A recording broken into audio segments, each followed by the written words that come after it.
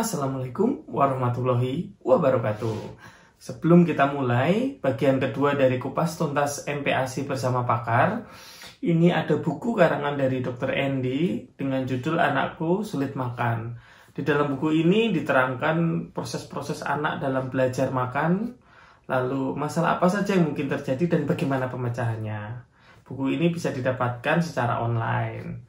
Lalu ada juga buku saya beri judul Paspor Anak Sehat.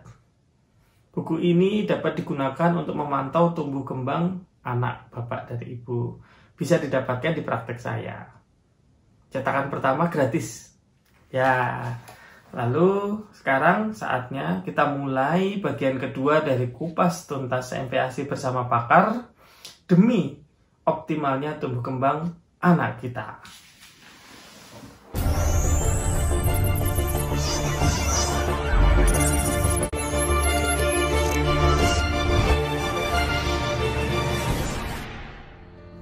Jadi MPASI itu diberikan pada saat ASI saja atau ASI eksklusif sudah tidak dapat mendukung atau menyokong tumbuh kembang bayi yang optimal. Itu pengertiannya. Sehingga tidak boleh sebenarnya kalau kita sebagai tenaga kesehatan ya pokoknya 6 bulan itu sebenarnya kurang bagus ya, karena harus mengingat sudah tidak cukup lagi itu. Artinya mungkin saja sebenarnya sebelum 6 bulan itu sudah tidak cukup, itu ada ya. Jadi memang kita sebagai tenaga kesehatan tidak harus memantau tumbuh kembang bayi gitu, supaya tahu bahwa ini sudah tidak cukup. Nah itulah sebabnya memantau bayi itu setiap bulan nih kalau bisa ya, itu diukur berat badan, panjang badan, dan lingkar kepala ya. Jadi tidak cukup hanya berat badan saja misalnya. Jadi waktu mulai tadi itu adalah salah satu syarat supaya MPASI kita dianggap bagus. Mari kita mulai bagian keduanya. Bismillahirrahmanirrahim. Boleh diberikan. Ini yang menarik, tanda-tanda kesiapan bayi diberikan MPASI itu apa saja? Ya. Yang pertama adalah fungsi saraf ya, yang mengontrol otot-otot di daerah leher kepala itu sudah siap gitu. Karena kita tahu bahwa saraf ini diperlukan untuk mengunyah menelan kan. Jadi sama dengan otot-otot di daerah leher kepala gitu. Sehingga kepala harus tegak. Posisi kepala sudah bisa tegak, menahan kepala. Jadi kalau kepala masih belum bisa ditegakkan dengan baik oleh anak, jadi misalnya lehernya masih lekuk, itu tandanya belum siap. Itu satu ya. Kita bisa juga ngetes sih sebenarnya dengan head leg itu. Mungkin para dokter sudah tahu itu ya. Jadi bayi kita tidurkan, kita tarik tangan ke atas ya, maka kepala akan ikut gitu. Tapi kalau kepala masih jatuh belakang, ini artinya belum mampu dia menegakkan kepala. Itu head leg. Yang kedua tentunya bayi itu ya sudah tertarik makan gitu. Misalnya kalau kita lihat makan, dia kemudian membuka mulut atau kemudian menarik makanan dengan tangannya, itu menunjukkan bahwa dia sudah tertarik makanan ya. Itu juga tanda kesiapan makan juga gitu ya. Jadi bayi mulai tertarik makan misalnya begitu. Atau kalau misalnya begini, sudah dikasih ASI sering ya, udah banyak kok kelihatan lapar aja, itu juga tanda bahwa sebenarnya bayi sudah siap makan gitu. Artinya hanya dengan ASI atau kalau terpaksa formula itu nggak cukup lagi gitu. Itu juga tanda bayi sudah siap makan ya.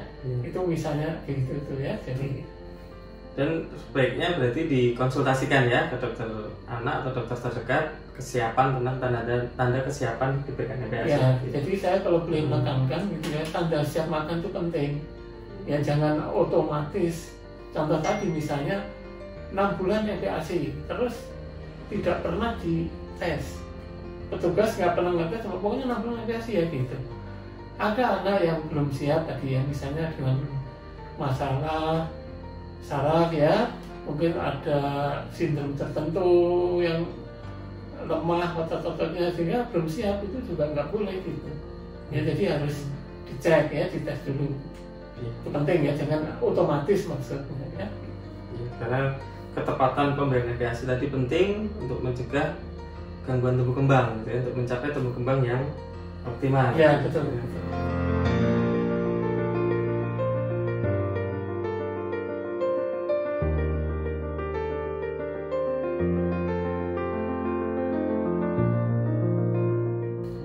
Lalu banyak juga ini pertanyaan, kebetulan saya sering ditanya, menunya apa sih yang terbaik dari MPASI gitu, karena yang dihadapi di lapangan itu dengan banyaknya mitos gitu, misalnya nggak boleh diberikan ini itu, hanya boleh ini itu gitu, sehingga nanti keluhannya kadang berat badan nggak naik dan lain-lain. Gitu.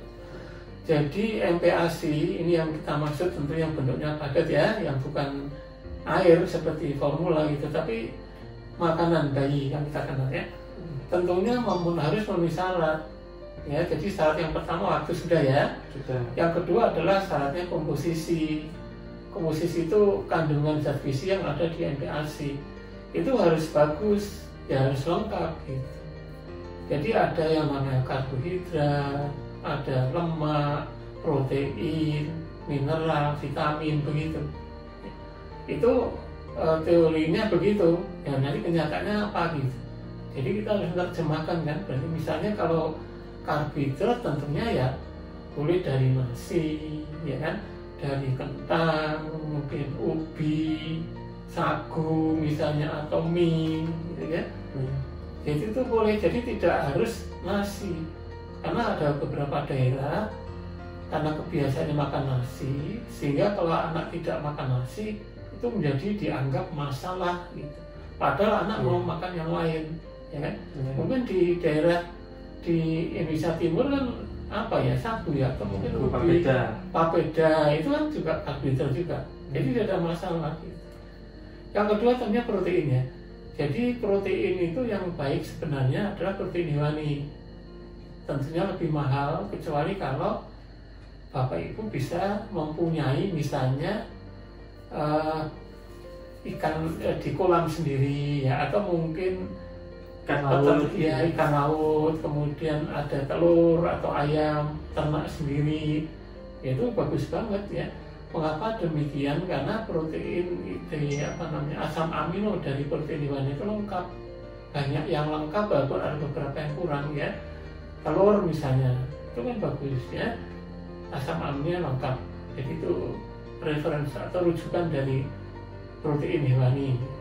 Kemudian daging sapi, walaupun daging sapi itu ada beberapa asam amino yang kurang ya, dan mahal ya harganya. Ini kayak ikan, udang ya, itu contoh protein hewani yang bagus ya. Telur, hati ayam itu kecuali mengandung protein juga mengandung besi yang cukup banyak. Jadi hati ayam itu kandungan besinya tinggi, lebih tinggi dari hati sapi bahkan ya gitu. Jadi hati ayam itu contoh dari protein hewani. Kalau tidak ada tentunya protein nabati, jadi tumbuh-tumbuhan, misalnya ada tempe, tahu. Tapi karena protein nabati itu banyak beberapa yang kurang gitu, asam amino esensialnya itu, jadi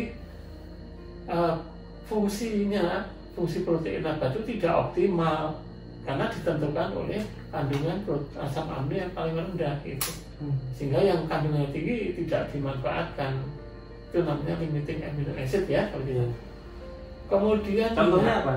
Protein nabati. Ya bisa tempe ya, tahu ya, itu boleh, nggak apa-apa. Tapi memang ada masalah-masalah tadi ya, kurang lengkap, atau mungkin juga ada pencernaan yang kurang bagus karena ada serat ya, macam-macam gitu ya, yang mengganggu absorpsi mikronutriennya misalnya begitu. Yang berikutnya itu adalah lemak. Lemak itu kalau dalam makanan itu bentuknya adalah minyak atau santan sebenarnya. Tapi santan di sini tentu yang kental ya, bukan yang encer.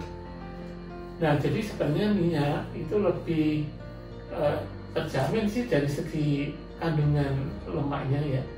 Dan mengapa lemak itu penting atau minyak itu penting? Karena kandungan kebutuhan kalori dari MPASI itu 45%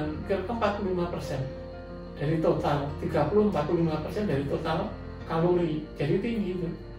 Dari lemak itu ya? Iya, dari lemak itu sekitar 45-30 dari total kalori, jadi tinggi.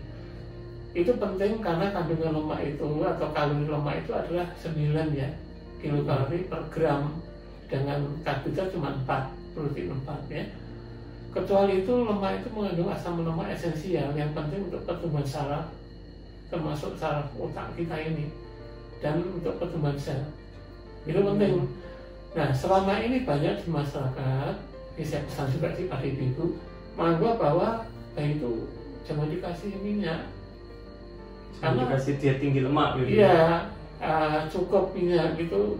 Malah ada yang memantang gitu. Ini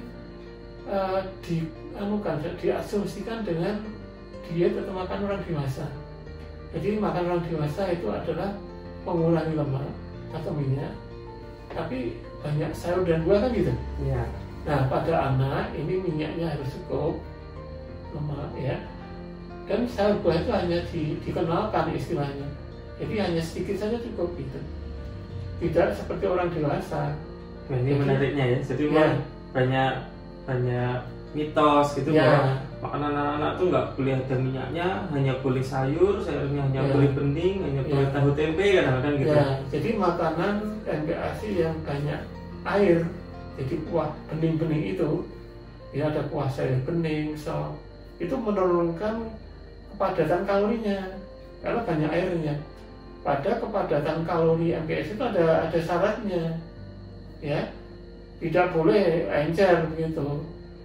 Jadi jangan hanya menggunakan misalnya nasi, kemudian ada rebusan sayur, kuah bening itu kurang kalori dan mungkin juga gizi yang lain juga kurang gitu.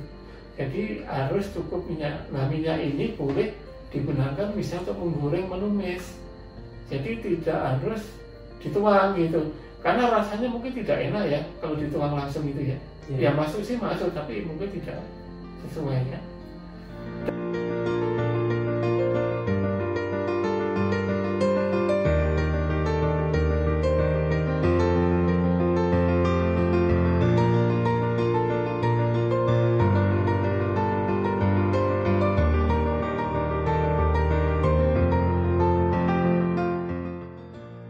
Dan lain-lain terutama adalah mikronutrien yang penting itu.